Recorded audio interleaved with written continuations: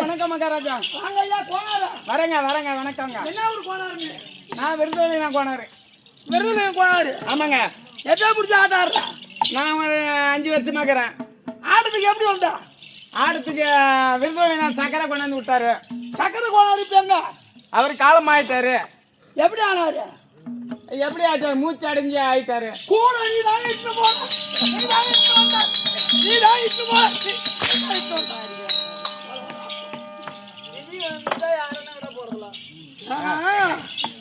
இது வந்தால இந்த தொழில எவன் ஒருத்தன் கள்ளங்க ஒருத்தருக்கிறானோ அவன் டப்பு டப்புன்னு போயிடுவான்.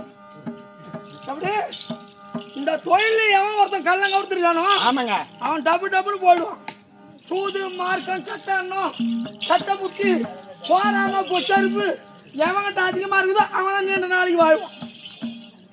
தமிழ்நாட்டிலே போராமை பொச்சரிப்பு இந்த கலையில இல்லாத ஆள் யாருன்னு கேட்டா விருதுநகர் சக்கரன் தான். எப்படி? உண்மைதாங்க. முதல் கட்டம் கடைகால் இந்த ஊர்ல தான் அவருக்கு போட்டது. ஆமா. என்ன போட்டது? கடைகால் போட்டது. எதுக்கு போட்டது? பொட்டு வச்சுங்க.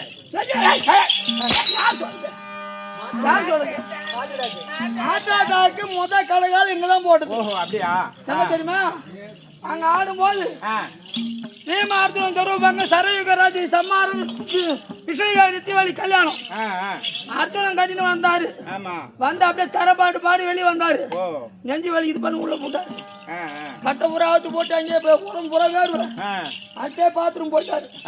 என்ன இதை கவனிச்சு பாருனா பாரு அப்படியே விட்டாரு. அப்படி இட்டுன்னு வந்த விட்டாலு நீ உயிரோட இருக்கிற. நான் உயிரோட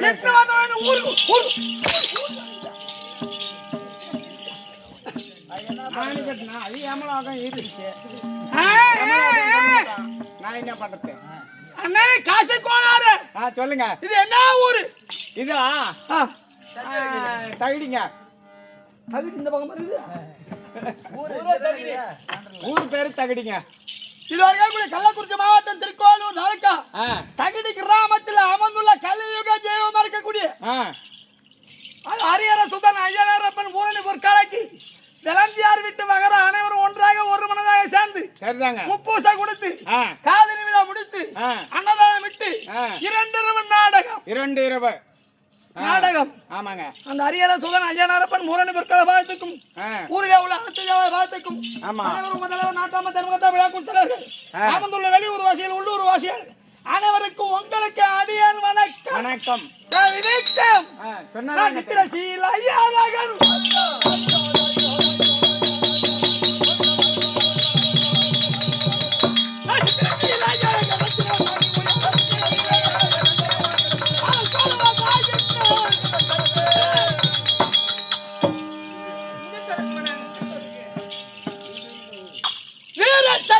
வீரச்சந்திரன். நாடு மகத தேசமா? மகத தேசம். உன் ஊரு அது? என் ஊரு விருதுவலினா. ஒப்பன் பேரு? ராஜி கோனாரு. உன் தாத்தா பேரு? பெருமாள் கோனாரு. உன் முப்பாட்ட பேரு? முப்பாட்ட பேர் தெரியாது. முப்பாட்ட பேர் தெரியாது. ஆமாங்க. ஆனா தம்பி வீரச்சந்திரன் பேர் தெரியும். ஆமா. மகத தேசம். மகத தேசம். மகத தேசத்தை என் முப்பாட்டை ஆண்டு வந்தாரு. யார் யார்? மகத மன்னன். யாரு? ஆமாங்க. மகத மன்னன். எனக்கு இருபாட்டி. எப்படி? இருபாட்டி. இருபாட்டி. கற்பனை பொற்பனை பொற்பனை கற்பனை சொல்லக்கூடிய. ஓஹோ. இரு பாட்டிகள். ஆமாங்க. இரு பாட்டியா இருந்த போதும் அத மகத மன்னனை மணந்து வெகு காலமாக குழந்தை இல்லாமல் இருந்தது. ஐயோ வெகு காலமாக குழந்தை இல்லாமல் இருந்து அத கைலாயம் தேடி என் மாதவர போக வழியில் அங்கே சண்டை கௌசிகர் என்று ஒரு முனிவரை கண்டார். முனிவரை கண்டார். ஆமா, ஒரு முனிவரை கண்டு அந்த முனிவரிடம் இது என்ன மரம், இது என்ன மரம் தெரியலீங்களே, மரமா என்ன மரம்? பொரிச்ச மரங்குது. இது என்ன மரம்? இது பச்சை மரமா தான் தெரியும். பச்சை மரமா தெரியும். அது என்ன மரம்? மாங்காய் மரங்க. அதான் மாங்காய் மரம். நல்லா பாரு. ஆமாங்க, மாங்காய் மரம் கூட இல்ல. என்ன மரம் தெரியலையே.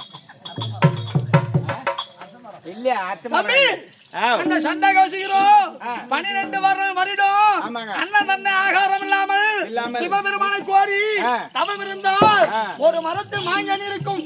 அந்த ஒரு மாங்கனியை புதித்து மீண்டும் தவத்தில் அமர்வார். சண்டை கௌசிகர் முனிவர். அப்போது என் பாட்டனார் போகும் வழியில் அந்த முனிவரை கண்டு சிவபெருமான் மேல் தோற்றமா தெரிகிறது. அப்படி அன்று முனிவரை வணங்கி வலம் வர்ற அந்த முனிவர் தவத்தில் இருந்து அப்படி யார் என்று கேட்க நடந்ததை உரைக்க, அப்படியானால் எப்போது சிவபெருமானிடம் கைலாயம் சென்றவர் என்னை சிவபெருமானா பாவித்த அல்லவா, நான் அந்த வரம் தான் தருகிறேன் அப்படின்னு ஒரு மாங்கனியை கொடுக்க இந்த மாங்கனியோ யார் புசித்தாலும் ஒருவராக புசிக்க வேண்டும், ஒருவராக புசிக்க வேண்டும் அப்படின்னு சொல்ல குடிக்க என் பாட்டனார் மகத மன்னன் கொண்டு வந்து என் பாட்டியிடம் கொடுக்க ஒருவருக்கு ஒருவர் போட்டி போட அந்த மாங்கனியை இரு பலமாக பிளந்தோம். இது பலமாக பிளந்து இருவருக்கும் கொடுக்க சில நாளையில் கழித்தவுடனே இருவருக்கும் குழந்தை பிறந்தது. இருவருக்கும் குழந்தை பிறந்தது. எப்படி என்றால் அந்த ராஜாங்கத்தில் முப்பாட்டன் சட்டத்தில் ஒரு பெண்ணானவள் குழந்தை பிறக்கும் போது அவள் நேத்திரத்தை கட்டிவிட வேண்டும். குழந்தைய முகத்தை தாய் பார்க்கப்படாது. தாய் பார்க்கப்படாது. தாய் வயிற்றில் கொடுத்தது யார்? கருவானது எப்படி? தந்தை அல்லவா?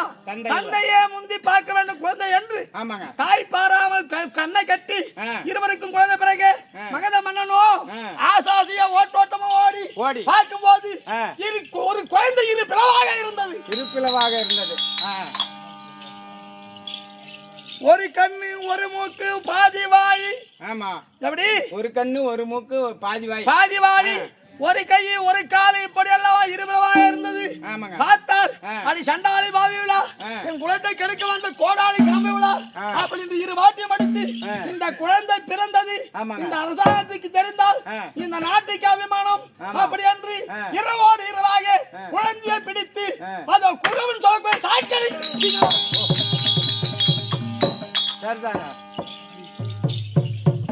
சாக்கடை வீசிய போது அது இருக்கக்கூடிய எங்களுடைய குலதெய்வம் யார்? அது சரதேவி.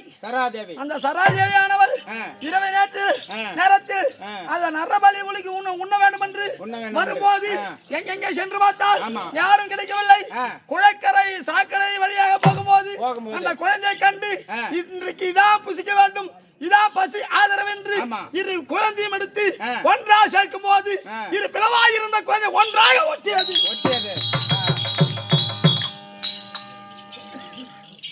புசிக்கக்கூடிய நேரம் ஆகாயவாணி உரைத்தது. அம்மா சரதேவி சின்னஞ்சிறு பிள்ளை பசுவை கொன்றாலும் பாவம், சிசுவை கொன்றாலும் பாவம். அப்படி இதை புசித்தால் உன் பசி தனியாது. இந்த குழந்தையை வளர்த்து வந்தால் பிற்காலத்தில் வருடத்துக்கு 100 முடிவு உண்ட மன்னவரை உனக்கு நல்ல பலி கொடுப்பார். அப்படி என்று உரைக்க அந்த குழந்தை சரதேவியிடம் வளர என் பாட்டனார் வாட்டியும் சரதேவி ஆலயத்துக்கு சென்று வணங்கும் போது அப்போ அந்த குழந்தையை ஒப்படைத்தார். அம்மா, இது உங்களுக்கு பிறந்த குழந்தை, இது விளவாக இருந்தது. எடுத்து புசிக்கும் போது ஒன்றாக சேர்க்கும் போது ஒட்டி கொண்டது, உயிர்ப்பு வந்தது. அப்படி என்று உரைக்க அந்த நடந்த விபரத்தை இந்த குழந்தை அசுர வேலையில் உன்னிடம் கொடுக்கின்றேன். எப்படி? பிறந்தது நல்ல வேலை, பிறந்தது நல்ல வேலை, நான் கொடுப்பது அசுர வேலை கொடுக்கின்றேன். இந்த பிள்ளையை எனக்கு வருட ஒரு முறை 100 முடிவுண்ட மன்னவரை கொண்டு வந்து பலி கொடுக்க வேண்டும் அப்படின்னு சொல்லி கொடுக்க அதை எடுத்துக்கொண்டு ஒப்புக்கொண்டு சென்றார் என்னுடைய பாட்டானார் என் தந்தை சராசந்தனை என் தந்தை மன்னிக்கும் என் பாட்டனார் முப்பாட்டனார் என் பாட்டனாரை கொண்டு போய் குடிக்கும் போது தம்பி நாங்க பூரா ரெண்டு ஆமா முப்பாட்டியோ ரெண்டு பேரு யார் யாரு கற்பனை ஆமா ஆமாங்க அது இருக்கக்கூடிய தம்பி என்னுடைய பாட்டனாருக்கோ இரண்டு யார் யார்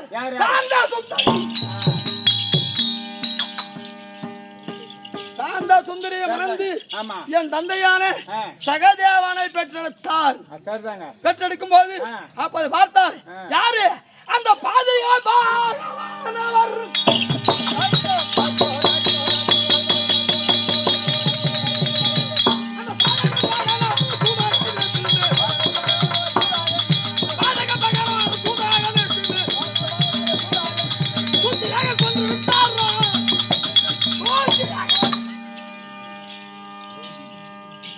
அப்போது என் பாட்டனாருக்கோ 3 பிள்ளைகள் பிறந்தது. யார் யார் யார்? 2 பெண் பிள்ளை, 2 பெண் பிள்ளை, ஒரு ஆண் பிள்ளை. சரிதாங்க. ஆண் பிள்ளையோ என் தந்தை சகதேவன், பெண் பிள்ளையோ ஆமா அது இருக்கக்கூடிய நந்தினி சுந்தரி சொல்லக்கூடிய இது பெண்ணை யாருக்கு கொடுத்தார்? யாருக்கு கொடுத்தார்? அதோ வடமதுரை ஆண்டு வரக்கூடிய கம்சபூபன். கடல் நீர் அலைந்த தலைக்கும் கருங்கல்லும் கூத்தாடும். என்ன வேலை? காலையில் எழுந்து 20 கூடம், மத்தியானம் 20 கூடம், சாயந்தரம் 20 கூடம். சரிதாங்க. மொத்தம் 3 20 60 கூடம். ஆமா. மதுபானத்தை அறிந்து என்ன வேலை கம்சன் என்றால் 5 வயது குமரி முதல் 60 வயசு கிழவி வரை 999. ஆமா. சரிதாங்க. சென்னை கற்பை தரம். யார் யார் யாரு யாரு? அந்த கம்சனுக்கு என்ன முறை? மாமமுறையா? அத்தை வீட்டுக்காரர் மாமன். சரிதாங்க. சரியா? அப்படி இருக்கும்போது பார்த்தார் பகவான் 8 வயதிலே சகடாசுரனை அனுப்பினார். சகடாசுரனை மடித்தார். பூதையை அனுப்பினார். ஒரு சனத்தில் முளையில் அதாவது விசைப்பாலும் ஒரு சனத்தில் நல்ல பாலும் அனுப்பும் போது அந்த பூதையை மடித்தார். அப்போது சகடாசுரனை மடித்து விட்டார். அந்த கம்சனை பகவான் கொண்டு விட்டார். பகவான் கொண்டு விட்டார். பகவானை கொன்றவுடனே என் தந்தை படையெடுத்து வடமதுரை சென்று ஒன்றல்ல இரண்டல்ல 18 முறை 18 முறை என் தந்தை அடித்த அடி என் பாட்டனார் அடித்த அடி தாங்க முடியாமல் பகவானோ சங்கு துவாரையில் சென்று மறந்து விட்டார். சங்கு துவாரையில் மறந்து விட்டார். வடமதுரையை கொளுத்து விட்டு என் பாட்டனான சராசந்தன் எப்படி வடமதுரையை கொளுத்து விட்டு பார்த்தார். அப்போது பார்க்கும் போது அது இருக்கக்கூடிய 5 ராஜாக்களே நடுபிறந்தோர். தர்மருக்கு நேரிலையோன் வீமன் அர்ஜுனன் இருவரையும் கொண்டு வந்து என் பாட்டனாருக்கும் வீமனுக்கும் ஒரு நாள் அல்ல 2 நாள் அல்ல 15 நாள் இரவும் பகலும் இரவும் பகலும் 15 சதாசந்தனுக்கும் 15 நாள் இரவும் பகலும் இடவிடாமல் அல்லும் பகலும் 60 நாள் நேரமும் யுத்தம் நடக்கும் போது 14 நாள் வரை என் பாட்டனாரை ஜெயிக்க முடியவில்லை. அந்த வீமனுக்கு சரி பலம் படைத்தவர் என் பாட்டன் சதாசந்தன். அப்போது என் பாட்டனாரை அடிப்பது, என் பாட்டனார் வீமனை அடிப்பது, மூச்சு ஆகி விழுவது, மறுபடி ஏந்து வருவது, என் பாட்டனாரை அடித்து 2ஆக பிளந்து போடுவது, பிளந்து போட்ட உடனே அந்த 2 பலமும் ஒன்றாக சேருவது. ஒன்றாக சேர்ந்தது. 14 நாள் முடிந்தது. 15ஆம் நாள் பார்த்தார் என் பாட்டனார் என் தந்தை சகதேவனை கூட்டு, அப்பா சகதேவா 18 முறை தோத்து ஓடிய பகவானும் இப்போது 14 நாள் வரை என்னை ஜெயிக்க முடியவில்லை. ஆனால் ஏதோ சூதுக்காரன் சூழ்ச்சி செய்து கொன்று விடுவார்.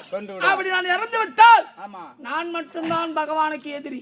சரிதாங்க. எப்படி நீ மட்டும்தான் பகவானுக்கு எதிரி. ஒரு காலத்திலையும் ஆமா தந்தையை கொன்று விட்டார் என்று பகவானை தூத்தப்படாது. ஆமா பகவானை போற்ற வேண்டும், நாட்டையும் நாட்டு மக்களையும் பாதுகாக்க வேண்டும். அப்படி அன்று 15ஆம் நாள் காலையில் போருக்கு போகும் முன்பாக என் தந்தை சகதேவனை அழைத்து என் பாட்டனான சராசந்தல் இந்த நாட்டை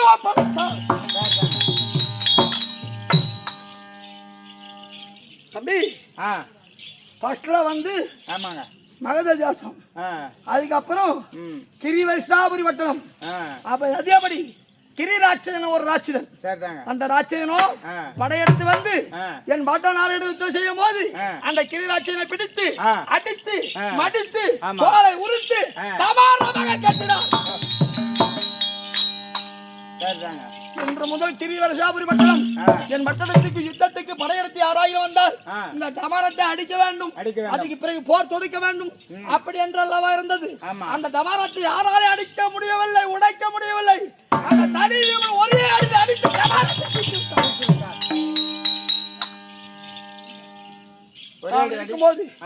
பட்டம் கொடுத்து விட்டு சென்றவரை அந்த இடையன் மடையன் மத்தால் அடிபட்டவன் மாமியை பெண்டாண்டவன் சூழ்ச்சியாக பீமா அர்ஜுனா அந்த சகாதேவனை கொல்ல, அது வரைக்கும் சராசந்தனை கொல்ல முடியாது.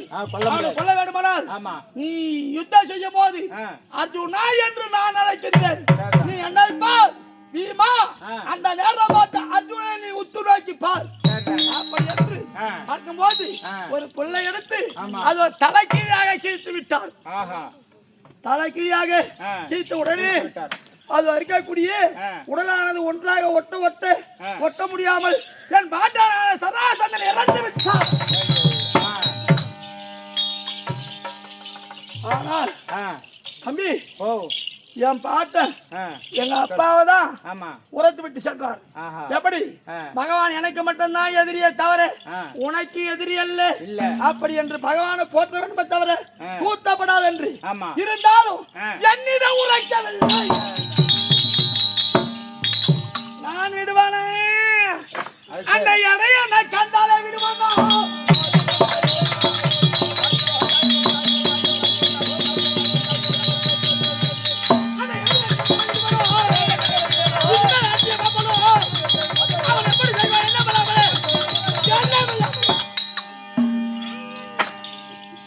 தந்தையா தயக்கத்தோடு தேக்கத்தோடு இருக்கின்றார். ஆனா நான் விட மாட்டேன். விடாத. ஆமா, நான் பழிக்கு பழி, ரத்தத்துக்கு ரத்தை, பகைக்கு பகை. நீ யார்? நீ யார்? நீ ஆமாங்க, நீ யாரு? நான் யார்? நீ யாரு? நீ யாரு? நான் வந்து கோனார் தான். கோனார் தான். கோனார்னா யாதவர்னா எந்த வழியில் வந்தவரு? இடையமுடு. உனக்கு இப்ப சாமி யாரு? எனக்கு சாமி யார்? பகவான் தான் சாமி. பகவான்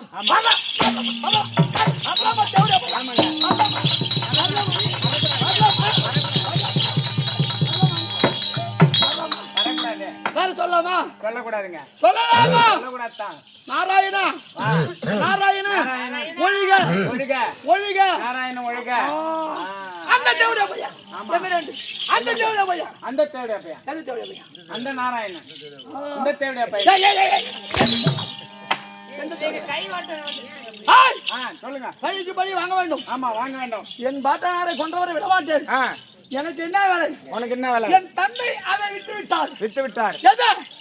என் குலதெய்வம் இருக்கக்கூடிய அது இருக்கக்கூடிய என் குலதெய்வம் இருக்கக்கூடிய குலதெய்வம் சராதேவிக்கு 100 முடி பூண்ட மன்னவரை கொண்டு வந்து பலி கொடுக்க வேண்டும். மலையாட்டி உண்டு. எனக்கு 2 மலையாட்டி உண்டு. யார் யார் யார் யார்? என் மலையாட்டி சந்திரவதனி சுந்தரவதனி. ரெண்டு பேரு. ஒண்ணு மாதிரி ஒரு பொம்பளை கையில சோறு வாங்கி தின்ற கம்மியாட்டா இல்லங்க. ஒரு பொம்பளை எந்த மூலிக்கு நம்மளுக்கு? எந்த மூலிக்கு? என்ன சொல்லுங்க, எந்த மூலிக்கு? அதனால என் மனைவி அழைக்க வேண்டும், வெற்றிராமன் பெற வேண்டும். இதை அழைக்கக்கூடிய தெற்கு விஜய் செய்ய வேண்டும். 100 முடி கொண்டு வந்து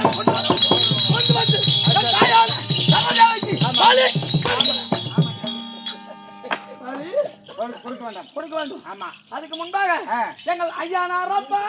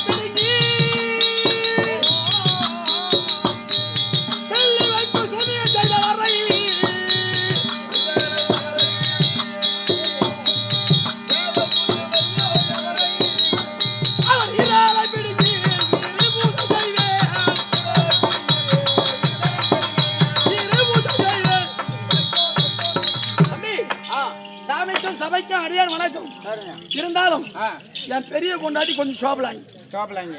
யாரு பெரிய பொண்டாட்டி கொஞ்சம் சோபலாங்க. ஆசைக்கும் அன்புக்கும் பாசத்துக்கும் உரிய என் சின்ன மனையாட்டி பேர் என்ன தெரியுமா? சந்திரவதனி சுந்தரவதனி சுந்தரவதனி சுந்தரவதனி சுந்தரவதனி சுந்தரவதனி சுந்தரவதனி சுந்தரவதனி கொண்டு வாடா என் மனைவி சுந்தரவதனி தற்பா.